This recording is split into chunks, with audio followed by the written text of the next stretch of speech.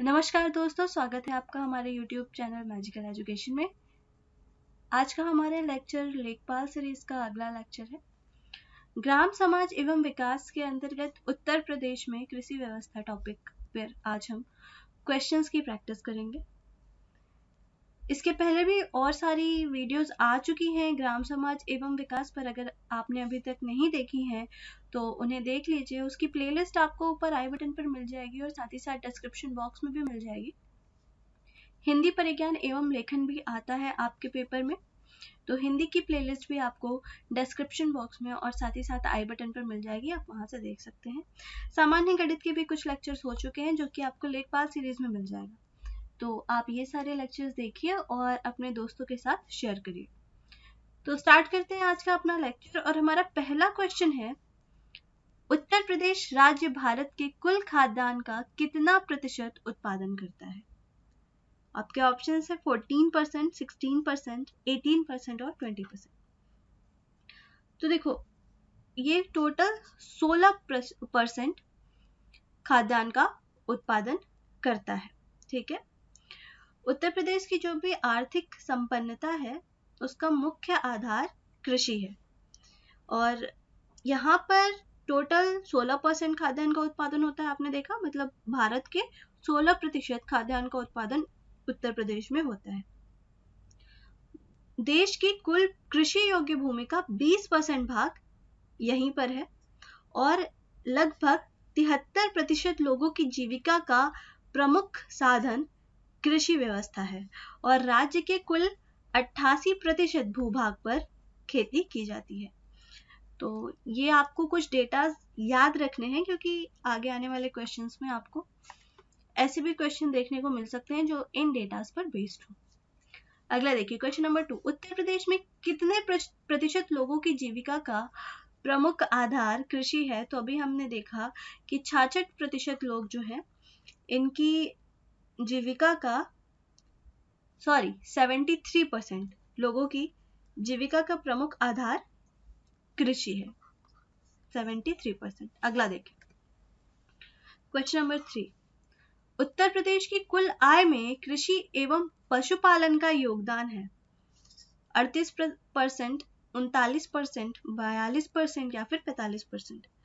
तो देखो, उत्तर प्रदेश की कुल आय में कृषि एवं पशुपालन का योगदान 45% है, यानी ऑप्शन नंबर डी करेक्ट हो जाएगा, जो कि जो अन्य स्रोत हैं उसकी अपेक्षा अधिक है। अगला देखते हैं, क्वेश्चन नंबर 4, उत्तर प्रदेश में औसत भूमि का आकार कितना हेक्टेयर है?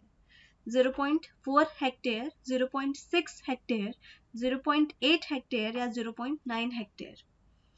तो यहाँ पे करेक्ट ऑप्शन हो जाएगा आपका 0.9 हेक्टेयर।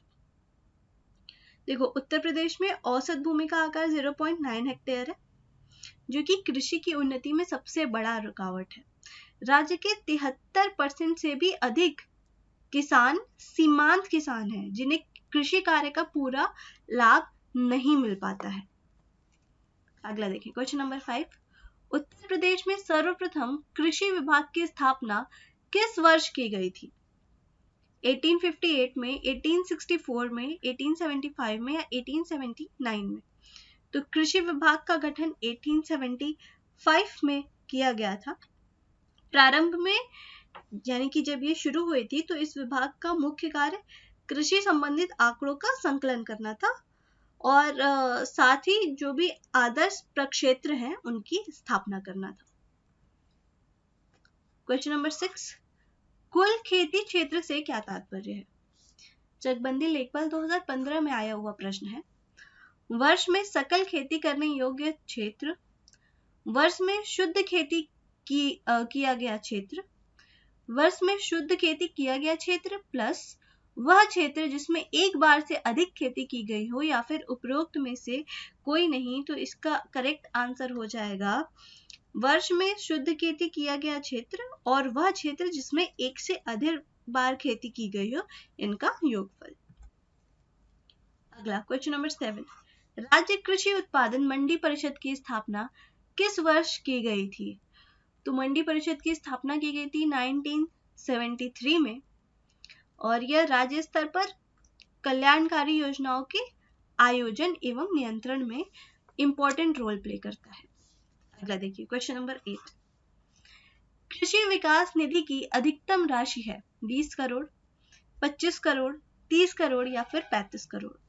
तो अधिकतम राशि है 30 करोड़ और इस निधि के द्वारा कृषि कार्य में अच्छे साधनों का इस्तेमाल करने के लिए आर्थिक सहायता प्रदान करी जाती है। अगला देखिए क्वेश्चन नंबर 9। वार्षिक क्रम और वर्षांतर फसल उगाने की व्यवस्था को क्या कहते हैं? फसल रोपण सूचकांक, फसल रोपण प्रभाव, फसल रोपण विधि या फसल रोपण अनुक्रम। तो इसका करेक्ट आंसर हो जाएगा फसल रोपण अनुक्रम। इस व्यवस्था में जो मिट्टी है उसकी उर्वरा क्षमता भी संरक्षित रहती है और उत्पादन और उत्पादकता दोनों में कंटिन्यू ग्रोथ होता रहता है। और हमारे उत्तर प्रदेश में ये जो व्यवस्था है ये बहुत ज्यादा प्रचलित है। अगला देखिए क्वेश्चन नंबर 10। उत्तर प्रदेश में कृषि को जलवायु के आधार पर कितने प्रदेशों में विभाजित किया गया है, कितने भागों में विभाजित किया गया है? ठीक है, तो जलवायु के आधार पर आपका 9 भागों में विभाजित किया गया है। वो भाग क्या है? भावर व तराई क्षेत्र पहला, दूसरा आता है आपका पश्चिमी मैदान, फिर मध्य पश्चिमी मैदान, दक्षिण पश्चिमी समशुष्क मैदान, मध्य मैदानी भाग, बुंदेलखंड क्षेत्र, उत्तर पूर्वी मैदानी भाग, पूर्वी मैदानी भाग और विंध्य प्रदेश। ये आपके 9 खंड हैं। अगला क्वेश्चन है, किस कृषि जलवायु प्रदेश में खरीफ फसलों का उत्पादन किया जाता है? उत्तर पूर्वी मैदानी क्षेत्र, पूर्वी मैदानी प्रदेश, विंध्य प्रदेश या ए और बी दोनों? तो यहाँ पे आपका ए और बी दोनों हो जाएगा, यानी उत्तर पूर्वी मैदानी क्षेत्र और पूर्वी मैदानी क्षेत्र में ज्यादा वर्षा होती है, इसीलिए यहाँ पे खरीफ फसल का उत्पादन ज्यादा होता है। और इन क्षेत्रों में खादर मिट्टी का विस्तृत क्षेत्र मिलता है जो कि खरीफ की फसल के लिए बहुत ही ज्यादा अच्छी मानी जाती है। अगला देखिए क्वेश्चन नंबर 12। उत्तर प्रदेश में किस प्रकार की मिट्टी अधिकांशतः पाई जाती है? बलुई मिट्टी, जलोढ़ मिट्टी, लाल दोमट या लाल और काली मिट्टी का मिश्रण? तो उत्तर प्रदेश में आपको जलोढ़ मिट्टी ज्यादा मिलेगी, अधिकांश भूभाग पर आपको जलोढ़ मिट्टी मिलेगी। और इस मिट्टी का निर्माण कैसे होता है? तो ये मिट्टी नदियों द्वारा लाए गए अवसाद जो होते हैं उनके जमाव से हो जाता है, जिसमें आपको नाइट्रोजन, फास्फोरस और जीवाश्म की मात्रा कम मिलती है, जबकि पोटाश और चूना ज्यादा मात्रा में पाया जाता है। और भारत के कुल भौगोलिक क्षेत्रफल के करीब 24% भूभाग पर यह जलोढ़ मिट्टी पाई जाती है। ठीक है, चलिए अगला क्वेश्चन देखें। परिक्षेत्रीय मृदा को और क्या कहते हैं? आपके ऑप्शंस है ट्रांसपोर्टेड मृदा, ड्रिफ्ट मृदा, अलूवियल मृदा या फिर ये सभी। तो इसका करेक्ट ऑप्शन हो जाएगा ये सभी, ट्रांसपोर्टेड, ड्रिफ्ट और अलूवियल। जलोढ़ या अलूवियल मृदा या ट्रांसपोर्ट या ड्रिफ्ट, ये सब एक ही जलोढ़ मिट्टी के नाम है, क्योंकि इनका निर्माण किससे हुआ है? जो नदियों से आए गए अवसाद है उनके जमाव से हुआ है। ठीक है, और इनके क्षेत्र को भी नवीन और पुराने जलोढ़ मृदा क्षेत्रों में विभाजित किया जाता है। तो ये ट्रांसपोर्टेड, ड्रिफ्ट और अलूवियल, ये तीनों जलोढ़ मिट्टी को आप ये इन तीनों नाम से भी जानते हैं। अगला देखिए क्वेश्चन नंबर 14। मिट्टी का सर्वाधिक कटाव किस प्रकार की मिट्टी में होता है? बलुई मिट्टी, सिल्टी मिट्टी, मटियार मिट्टी या फिर ये सभी? तो मिट्टी का सबसे ज्यादा कटाव बलुई मिट्टी में होता है। जो बलुई मिट्टी होती है इसके जो कण होते हैं वो संगठित नहीं होते हैं, और इस मृदा को यानी बलुई मिट्टी को, क्योंकि आप बलुई से समझ रहे हैं, इसको जो पौधे की जड़ें हैं वो बांध नहीं पाती हैं, इसलिए इनका कटाव बहुत ही तेजी से जल्दी हो जाता है। अगला देखिए क्वेश्चन नंबर 15। तेज हवा की गति कितनी होती है? तो तेज हवा की गति होती है 30, मील प्रति घंटा या 30 मील पर आवर। और आप ये ब्यूफर्ट पैमाने के आधार पर बोलेंगे। ब्यूफर्ट पैमाने के तहत तेज हवा की गति 25 से 30 मील प्रति घंटा, तेज हवा की बात करें तो 25 से 30 मील प्रति घंटा, और या फिर आप इसको 40 से 50 किलोमीटर पर घंटा भी बोल सकते हैं। मील की अगर बात करें तो 25 से 30, और किलोमीटर की बात करेंगे तो 40 से 50 हो जाएगी। और आंधी युक्त हवा की गति की बात करेंगे तो ये 80 मील प्रति घंटे से अधिक होती है। उष्ण शुष्क प्रदेश हवा की तेज गति से अपर्दन होता है। अगला क्वेश्चन देखिए, आंधी में हवा की गति कितनी होती है? तो आंधी में हवा की गति अभी हमने देखा 80 मील प्रति घंटा से अधिक होती है। अगला क्वेश्चन नंबर 17, निम्नलिखित में से कौन सी नदी उत्तर प्रदेश में बीहड़ों का निर्माण करती है? यमुना, गोमती, हिंडन या फिर गंगा? तो यमुना नदी बीहड़ों का निर्माण करती है। ठीक है, अगला देखिए क्वेश्चन नंबर 18, निम्नलिखित में से कौन एक रबी की फसल नहीं है? गेहूं, जौ, मूंग या मसूर? करेक्ट ऑप्शन आपका क्या हो जाएगा? मूंग। गेहूं, जौ, चना, मटर, मसूर, आलू, ये सब रबी की फसलें हैं। और मूंग क्या है? मूंग आपकी खरीफ की फसल है। और रबी की फसल की बुआई कब की जाती है? तो अक्टूबर नवंबर में रबी की फसल की बुआई की जाती है। और इसकी कटाई कब की जाती है? तो कटाई की जाती है मार्च अप्रैल में। ठीक है, तो ये तीनों रबी की फसलें हैं, जबकि मूंग क्या है? मूंग आपकी खरीफ की फसल है। तो ये भी आप ध्यान रखेंगे। अगला देखिए क्वेश्चन नंबर 19, गेहूं में प्रोटीन का प्रतिशत कितना होता है? तो गेहूं में प्रोटीन आपका 12% होता है। और अगर गेहूं उत्पादन की बात करें तो उत्तर प्रदेश भारत का पहला सबसे बड़ा गेहूं उत्पादन का क्षेत्र है। मतलब गेहूं उत्पादन में उत्तर प्रदेश का प्रथम स्थान है। और गेहूं में आपकी 12% तक प्रोटीन रहती है।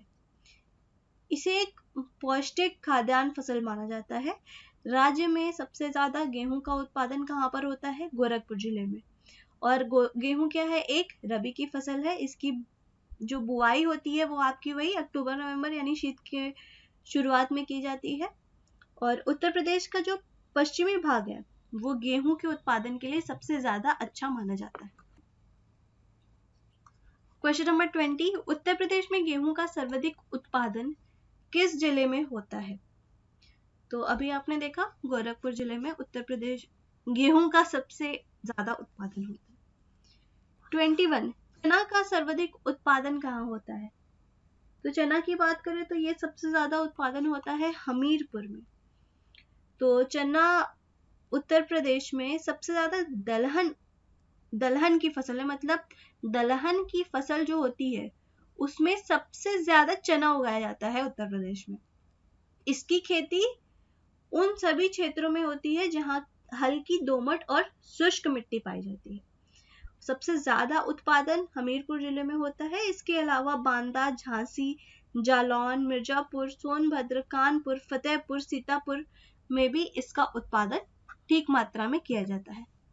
अगला क्वेश्चन नंबर 22, सरसों उत्पादन में उत्तर प्रदेश का कौन सा स्थान है? तो सरसों उत्पादन में उत्तर प्रदेश का द्वितीय स्थान है। इसे स्वतंत्र रूप से भी रबी फसलों के साथ मतलब अलग से भी उगाते हैं और रबी फसलों के साथ संयुक्त रूप से भी उगाया जाता है। और गोंडा, बहराइच, मिर्जापुर, सोनभद्र, एटा, मेरठ, इटावा, अयोध्या, मथुरा और बुलंदशहर जिले में इसको उगाया जाता है। क्वेश्चन नंबर 23, धान के लिए सर्वाधिक उपजाऊ भूमि कौन सी है? दोमट, बलुई, काली या फिर जलोढ़? तो धान के लिए दोमट मिट्टी। जो चावल की खेती या धान की खेती होती है उसके लिए आपको चिकनी उपजाऊ या दोमट मिट्टी की जरूरत होती है। चावल या धान खरीफ का मुख्य फसल है। ज्वार, बाजरा, ढैंचा ये भी खरीफ की मुख्य फसलें हैं। कपास, जूट, गन्ना, मूंगफली, अरहर, मक्का और सनई, ये भी क्या है, खरीफ की ये फसलें हैं। चावल की फसल ज्यादा वर्षा वाले क्षेत्रों में उगाई जाती है। पूर्वोत्तर भारत की भी अब क्या है, प्रमुख खाद्यान्न है। नागालैंड में अंगागी जनजाति समुदाय, जाबो, एक जनजाति समुदाय है नागालैंड का जिसको आप जाबो कहते हैं। ये भी चावल की खेती करते हैं। धान में जो भूसी होता है उसका प्रतिशत 20% तक हो सकता है, ये अनुमान है। इस भूसी का उपयोग ईंधन के रूप में किया जाता है। जब हरित क्रांति हो रही थी तो उसके दूसरे चरण में चावल उत्पादन को बहुत ज्यादा प्राथमिकता दी गई थी और चावल के जो उन्नत बीज होते हैं उनके लिए प्रति हेक्टेयर बीजारोपण की दर 15 किलोग्राम होती है, यानी प्रति हेक्टेयर में आपको 15 किलो उन्नत बीज डालने होते हैं।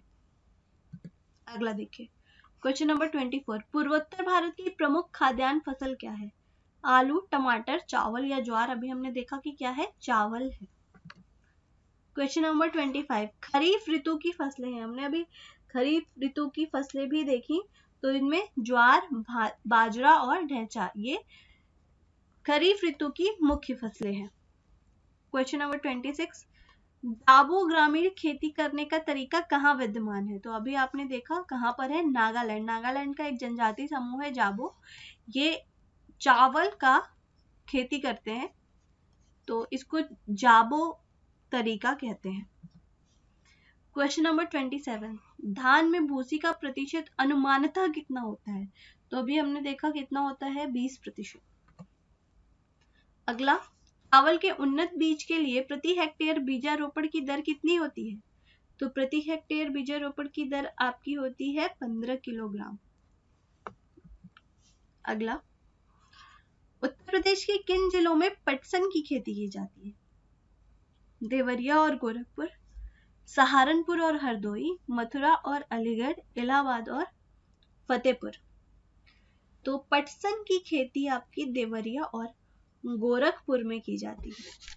उत्तर प्रदेश के जो तराई क्षेत्र हैं और सरयू और घाघरा नदी का दोआब क्षेत्र में जूट की खेती की जाती है। और अगर जूट की बात करें तो प्रमुख उत्पादक जिले हैं आपके महाराजगंज, बहराइच, देवरिया, गोंडा, सीतापुर, गोरखपुर, लखीमपुर खीरी। और खरीफ की प्रमुख नकदी फसल की बात करें तो वो क्या है, आपकी पटसन है। अगला देखिए, क्वेश्चन नंबर 30, उत्तर प्रदेश की प्रमुख व्यावसायिक फसल का नाम क्या है? तो उत्तर प्रदेश की प्रमुख व्यावसायिक फसल का नाम गन्ना है। गन्ना उत्तर प्रदेश की, इसको नकदी फसल भी कहते हैं, तो नकदी कहें या व्यावसायिक कहें, गन्ना है। और इसे कुल कृषि योग्य भूमि के 13% भाग पर बोया जाता है। गन्ना उत्पादन की बात करें तो उत्तर प्रदेश का भारत में पहला स्थान है। जो आपके तराई क्षेत्र है और गंगा यमुना दोआब क्षेत्र है वहां पर इसका उत्पादन अधिक होता है। जो भी तराई क्षेत्र है वहां अधिक वर्षा होती है, वर्षा के कारण यहाँ नमी भी होती है। तो और आप जानते हैं कि गन्ना जो है उसको उगाने के लिए बहुत ज्यादा पानी की व्यवस्था चाहिए होती है, ठीक है। तो इसी की वजह से यहाँ पर तराई क्षेत्रों में गन्ना का उत्पादन किया जाता है। गन्ना रूट क्रॉप फसलों की श्रेणी में नहीं आता है। रूट क्रॉप फसल क्या होते हैं, जैसे आपका आलू, चुकंदर, शकरकंद, ये सब क्या है, रूट क्रॉप फसल है। गन्ना रूट क्रॉप फसल नहीं है। अधसाली किस्म फसल अवधि क्या है? एक अधसाली किस्म होती है ये आपकी ईख यानी कि गन्ने की, जिसकी फसल अवधि 18 माह होती है। और ये जो आपकी ये वाली किस्म है यह कम वर्षा वाले क्षेत्र में बोई जाती है, कम वर्षा में भी ये उग जाएगी। अगला देखें, क्वेश्चन नंबर 32, निम्नलिखित में से कौन सी फसल रूट क्रॉप नहीं है? आलू, चुकंदर, शकरकंद या ईख? आलू, चुकंदर और शकरकंद ये तीनों रूट क्रॉप है, कौन सी नहीं है? ईख नहीं है। अगला देखिए क्वेश्चन नंबर 33। उत्तर प्रदेश के किस भूभाग में वार्षिक वर्षा सर्वाधिक होती है? पठारी क्षेत्र, तराई का इलाका, अनिश्चित वर्षा या फिर मैदानी भूभाग? तो तराई के इलाके में अधिक वर्षा होती है, अभी हमने देखा। तो आज के लिए इतना ही, मिलेंगे नेक्स्ट लेक्चर में। ये टॉपिक अभी कंप्लीट नहीं हुआ है, इसका पार्ट 2 आएगा। पार्ट 2 आपको कल मिलेगा। तो पार्ट 2 के लिए आप चैनल को सब्सक्राइब कर लीजिए, और अगर ये वीडियो पसंद आए तो लाइक करिए। अगर आपको कोई भी डाउट हो तो आप मुझसे कमेंट करके पूछ सकते हैं। Thank you so much for watching the video. Keep watching and all the very best.